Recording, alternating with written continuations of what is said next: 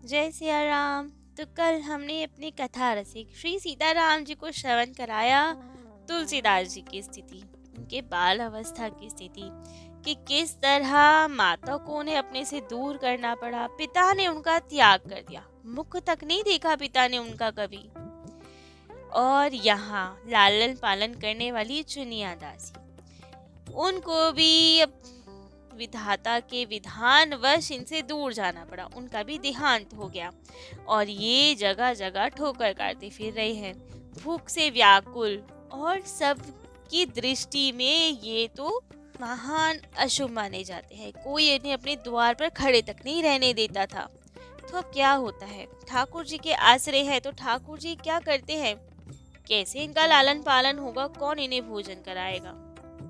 तो अब एक दिन बहुत भूख से व्याकुल एक पेड़ के नीचे ठाकुर जी का सुमिरन कर रहे थे, और उधर ठाकुर जी के परम प्रिय श्री भोले बाबा, उनको इनकी बहुत चिंता हुई कि ये हमारे राम जी के भक्त हैं, राम नाम का सतत सुमिरन करते हैं। अब जो राम नाम का सुमिरन करता है ना, वो तो भोले बाबा के अत्यंत प्रिय होते हैं, क्योंकि भोले बाबा तो खुद ही तुम पुनि राम राम दिन राती सादर जपहु अनंग अराती। भोले बाबा तो स्वयं सतत राम नाम का जप करते हैं। तो जो कोई मनुष्य राम जी का नाम ले, उसको तो भोले बाबा बहुत प्यार करते हैं। तो अब ये छोटा सा बालक, जिन्होंने तो पैदा होते ही राम जी का नाम लिया, इसकी सुधि भोले बाबा कैसे ना ले। तो अब इनकी ये दशा देख के तो भोले बाबा के मन में चिंता, और वे सोचे कि इतना छोटा सा बालक जगह जगह भूखा फिर रहा है, तो उन्हें बहुत खराब लगा। अन्नपूर्णा माँ पार्वती मैया को बुलाया और कहा, तुम तो जगत माता हो ना, तुम्हारा बालक भूखा फिर रहा है, तुम्हें कोई चिंता ही नहीं। अब माता ने कहा कि क्या हो गया, मेरा कौन सा बालक है जो इतना भूखा फिर रहा है, जिनकी चिंता में आपने अपनी समाधि तक छोड़ दी। वरना भोले बाबा तो प्रेम मग्न होकर समाधिस्थ होकर सतत राम नाम का जप करते हैं। तो भोले बाबा ने कहा, है एक ऐसा हमारे राम जी का भक्त, छोटा सा है और भूख से व्याकुल है, आप जाइए और उसका भरण पोषण कीजिए। और कोई नहीं है उसका। माता ने पूछा कि ऐसा कौन बालक है जिसकी सिफारिश आप कर रहे हैं, क्योंकि संसार में अपने कर्मवश ऐसे बहुत बालक होंगे जिनकी माता बचपन में ही चली गई हो या जो भूख से व्याकुल हो, लेकिन ऐसा कौन सा जन है जिनकी चिंता आपको हो गई। तब भोले बाबा ने बताया कि ये जो बालक है ये अपने कर्मवश ऐसा नहीं बना है, ये तो स्वयं वाल्मीकि जी का अवतार है, भक्त हृदय है, और ठाकुर जी की कुछ लीला ही है जो ये सब भोगना पड़ रहा है। तो आप जाएं, उसकी सार संभाल करें। अब हमसे नहीं देखा जाता कोई राम जी का भक्त या ठाकुर जी का भक्त इतना दुखी। तब तो माता मुस्कुराई और आई धरा धाम पे। माता ने उस बालक को देखा, वो तो राम जी के सुमिरन में लीन, लेकिन थोड़ा दुखी, क्योंकि अब भूख तो लग रही थी ना, उन्हें तो भोजन मिलता ही नहीं था। तो अब पार्वती मैया ने एक बूढ़ी स्त्री का रूप बनाया और खूब प्रेम से इन्हें आवाज लगाई, वत्स वत्स। अब ये शब्द तो सुनकर इनकी आंखें उधर दौड़ी कि इतने प्रेम से वत्स कह के कौन बुला रहा है, ऐसे तो माता बुलाती है ना, मैंने तो अपनी माता को कभी देखा ही नहीं। सब कहते हैं मेरी माता तो भगवान जी के पास चली गई, तो कौन आया है। देखा वहाँ पार्वती मैया खड़ी है बूढ़ी स्त्री के वेश में। खूब प्रेम से उनके पास गए और उन्होंने भी अपने हृदय से लगाया और कहा कि आपके लिए आज मैं भोजन लाई हूँ। तो इन्होंने कहा, आप कौन हैं, आप मेरी माता हैं क्या। अब ये तो जगत माता है ना, तो कैसे इनकार करें। पार्वती मैया ने कहा, हाँ मैं आपकी माता हूँ। तो माता आप कहाँ चली गई थी, सब कहते हैं भगवान जी के पास चली गई। पार्वती मैया ने कहा, हाँ मैं वहीं चली गई थी, वहीं रहती हूँ मैं, लेकिन कोई बात नहीं, अब से मैं रोज में भोजन करवाने आया करूंगी।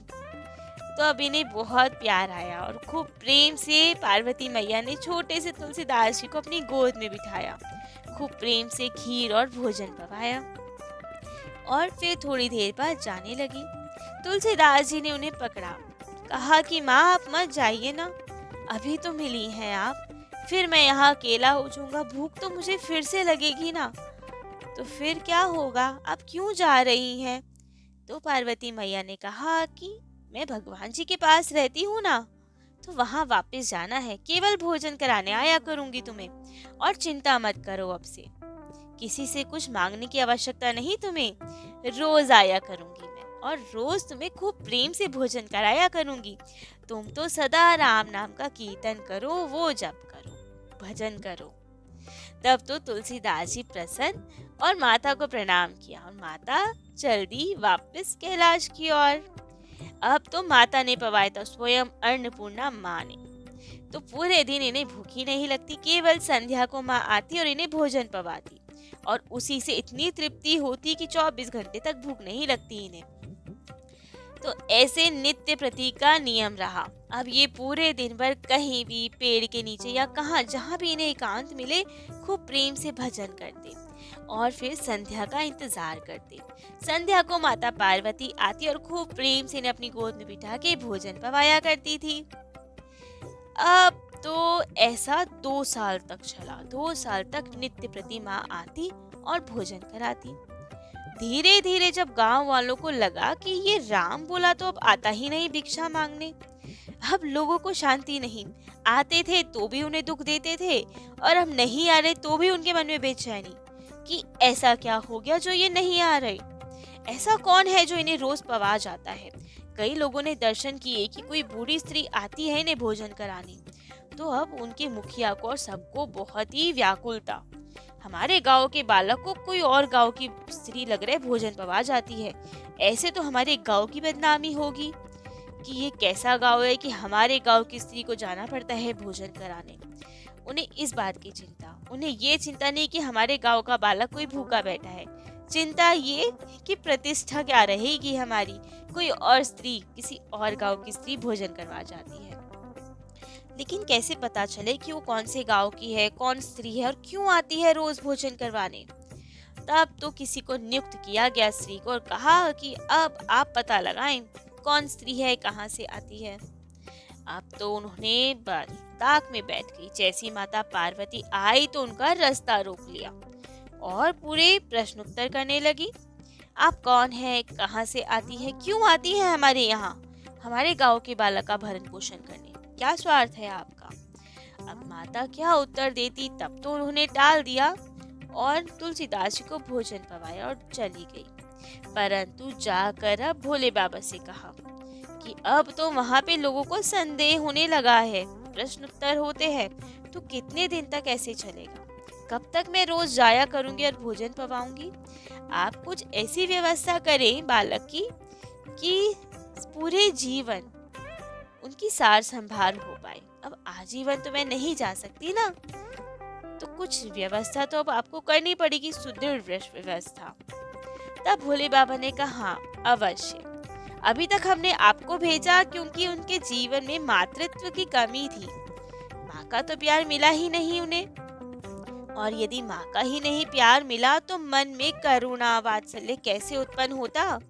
आगे चल के इन्हें बहुत बड़े कार्य करने हैं, जिसके लिए ये सब भाव होने, माँ की ममता, कारुणता, ये सब होने अति आवश्यक थे। इसलिए आपको उनकी माँ बनाकर भेजा, जो उनके मन में वो प्रेम भाव उत्पन्न हो सके। लेकिन अब वो भाव उत्पन्न हो गया है, तो अब हम उनकी व्यवस्था करेंगे। क्या व्यवस्था करेंगे? तो भोले बाबा ने कहा अब इन्हें गुरु की प्राप्ति करवाएंगे और गुरुदेव ही इन्हें सही मार्ग पे अग्रसर कर खूब अच्छे अच्छे काम, ग्रंथों की रचना और जिसके कारण इनका यहाँ अवतार हुआ है वो सब कार्य संपन्न करवाएंगे। तो उन दिनों जगत गुरु स्वामी श्री रामानंदाचार्य जी के जो प्रधान शिष्य थे श्री अनंतानंदाचार्य जी, उनके शिष्य श्री नरहरियानंद जी, जिन्हें नरहरिदास जी भी कहते हैं, वे चित्रकूट में एक कुटिया बनाकर खूब भजन करते थे। तो शिव जी ने उनको साक्षात दर्शन दिए और उन्हें तुलसीदास जी के विषय में बताया। उन्हें कहा कि वाल्मीकि जी के अवतार का यहाँ पे जन्म हुआ है, तुलसीदास जी का। अभी वे छोटे से बालक हैं, उन्हें शिक्षा दीक्षा प्रदान करो। बताया कि वह हरिपुर में है, ब्राह्मण बालक है, उन्हें अयोध्या जी ले जाओ, राम मंत्र की दीक्षा दो और हमारे द्वारा कही गई राम कथा उन्हें श्रवण कराओ। ये बालक आगे चल के महान भक्त बनेगा, महान संत होगा और इनके द्वारा ऐसे अमूल्य ग्रंथों की रचना की जाएगी जो संसार को भव सागर से तर देगी। आपको भी बहुत गौरव मिलेगा उनके गुरु होने का। तो ऐसे अलौकिक हैं तुलसीदास जी, आप जाएं, अब उनकी सार संभार आपके हाथों में है। अब तो ये सब आदेश सुन के नरहरिदास जी खूब आनंद में भरे और तुरंत हरिपुर के लिए चल दिए। वहां जाके उन्होंने पता लगाया कि राम बोला कौन है, कौन वो बालक है। जाके देखा तो वो बालक तो अब बहुत दुखी बैठा था, क्योंकि अब पार्वती मैया नहीं आती थी भोजन पवाने उन्हें। तो अपनी माँ का इंतजार कर रहे थे कि माँ हमें मिली, अब वो भी नहीं आती। बहुत दुखी बैठे थे, राम जी को याद कर रहे थे। तभी अब गुरुदेव ने उन्हें आवाज लगाई, वत्स। अब तो ये आवाज सुन के भी फिर चौंके कि इतना प्रेम भरा स्वर कहाँ से आ रहा है, क्योंकि कोई इनसे बात करता ही नहीं था। जो बोलता भी था तो खराब तरीके से ही बोलता था, क्योंकि सब तो इन्हें अशुभ मानते थे। तो अब वो सुनकर तो देखा संत वेश में अलौकिक स्वरूप में नरहरिदास जी को, तो खूब प्रेम से उनके पास गए, प्रणाम किया। गुरुवर ने तो इन्हें अपने हृदय से लगा लिया, बहुत प्यार किया, इन्हें खूब आशीर्वाद दिया, प्रसाद पाने को दिया। अब ये भूखे तो बहुत थे, खूब प्रेम से इन्हें प्रसाद पवाया गया। इन्हें भी गुरु दर्शन करके ऐसा लगा कि मानो साक्षात श्री हरि भगवान ही यहाँ आ गए हों। इन्होंने रामचरितमानस जी में इसका वर्णन भी किया है। उनके लिए, अपने गुरुवर के लिए लिखा है, बंद्यो गुरुपद कंज कृपा सिंधु नर रूप हरि। ऐसा लगा कि नर रूप में हरि ही आ गए हों। अब तो नरहरिदास जी ने अपने हृदय से लगाकर खूब प्रेम किया और राम बोला जी तुलसीदास जी भी खूब उनको हृदय से लग के रोने लगे। कितने समय बाद उन्हें इतना प्रेम मिला था। तो अब नरहरिदास जी ने इन्हें जब भोजन पवा लिया और फिर गांव वालों से अनुमति ली और इनसे कहा कि चलिए अब हम आपको लेकर यहाँ से चलेंगे और अब हमारे साथ रहिए। राम बोला जी भी बहुत प्रसन्न और नरहरिदास जी शिव जी के आदेश अनुसार इन्हें अयोध्या जी ले आए। संवत 1561 में माघ शुक्ल पक्ष पंचमी तिथि को सरयू जी के पास ब्राह्मणों द्वारा इनका यज्ञोपवीत संस्कार कराया गया। इन्हें गायत्री मंत्र की दीक्षा दी गई और तो ऐसा इनका तेज, इतनी इनकी मेधा, इतनी इनकी अद्भुत प्रतिभा थी कि 2 बार मंत्र सुन के, गायत्री मंत्र सुन के इन्हें वो कंठस्थ हो गया। और जैसे ही गुरुवर ने इनको मंत्र पूछा, इन्होंने तुरंत उच्चारण करके बता दिया। अब तो सब बहुत हैरान कि ये कितना अलौकिक बालक है, इनकी प्रतिभा कितनी अद्भुत है कि 2 बार श्रवण करके ही ये 24 अक्षर का बड़ा मंत्र इनको याद हो गया। नरहरिदास जी देखकर ये बहुत प्रसन्न हुए। होनहार बिरवान के होत चीकने पात, यही अनुमान कर कर उन्होंने मंगल मुहूर्त निकाला और विधि पूर्वक अब इन्हें दीक्षा प्रदान की, राम मंत्र की दीक्षा प्रदान की। वैष्णवी दीक्षा में जो पंच संस्कार होते हैं, इनके सब संस्कार किए गए। तिलक, कंठी, नाम, इनका नाम रखा गया। तो इनका नाम गुरुवर ने तुलसीदास जी रखा, क्योंकि तुलसी जी हरि को सर्वाधिक प्रिय है। तुलसी जी के बिना तो वो कुछ स्वीकार नहीं करते। और तो यही सोचकर कि ये बालक भी हरि के बहुत प्रिय बनेंगे, तो इनका नाम तुलसीदास जी रखा। अब अयोध्या जी में हनुमान टीले के पास रहते हुए इन्होंने व्याकरण का अभ्यास किया। अब तुलसीदास जी की प्रतिभा देख के, इनकी अलौकिक धारणा शक्ति देखकर, जगत से विरक्ति देकर, भक्ति में, भक्त में और ठाकुर जी में इनकी प्रीति देखकर गुरुवर बहुत प्रसन्न होते और इन्हें बहुत आशीर्वाद देते। एक दिन गुरुवर की चरण सेवा करते हुए ये अपनी पूरी जन्म की कथा बताने लगे कि किस तरह इनका बाल्यकाल रहा। और ये सब सुनकर तो गुरुवर की आंखों में आंसू आ गए और ये भी बहुत रोने लगे। तब गुरुवर ने इनका खूब सार संभाल की, इन्हें चुप कराया, खूब प्रेम किया और इन्हें समझाया कि ये जितना कुछ तुम्हारे साथ हुआ है, बेशक कितने ही दुख मिले हों, लेकिन इन सब के कारण तुम पे एक बहुत बड़ी भगवत कृपा हुई है। यदि तुम्हारा बाल्यकाल ऐसा नहीं रहता तो वो कृपा नहीं मिल पाती तुम्हें। तब ये बहुत हैरान हुए कि ऐसी कौन सी कृपा मिली हमें।